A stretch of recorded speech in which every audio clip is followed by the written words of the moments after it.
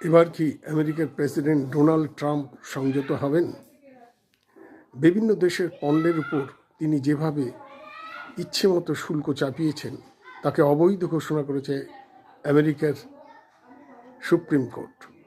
দ্বিতীয় দফায় প্রেসিডেন্ট হয়ে আসার পর ট্রাম্প বিভিন্ন দেশের বিরুদ্ধে শুল্ককে হাতিয়ার করে নিয়েছিলেন বলে অভিযোগ ছিল। সুপ্রিম কোর্ট জানিয়ে দিয়েছে এভাবে ইচ্ছেমতো শুল্ক চাপানো যায় না। আন্তর্জাতিক জরুরি অর্থনৈতিক ক্ষমতা বলেও এভাবে শুল্ক চাপানো ঠিক নয়।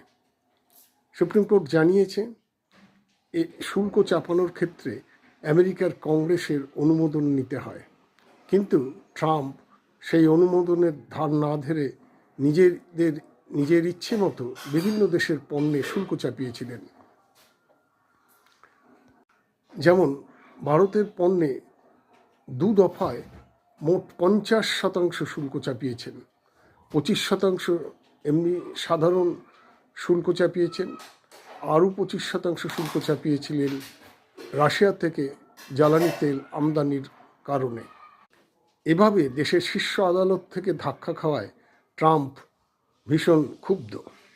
তিনি বিচারপতিদের বিরুদ্ধেই উষ্মা প্রকাশ করেছেন এবং সেই সঙ্গে তিনি সমস্ত দেশের পণ্যে বাড়তি 10% শুল্ক চাপিয়েছেন।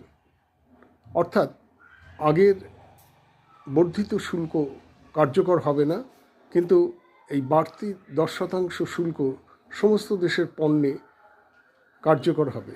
অর্থাৎ ভারতীয় পণ্যে যেমন শুল্ক পরবর্তীতে কমিয়ে 18% করা হয়েছিল, সেই শুল্ক দিতে হবে না, কিন্তু 10% করে সাধারণ শুল্কের পাশাপাশি 10% অতিরিক্ত শুল্ক দিতে হবে।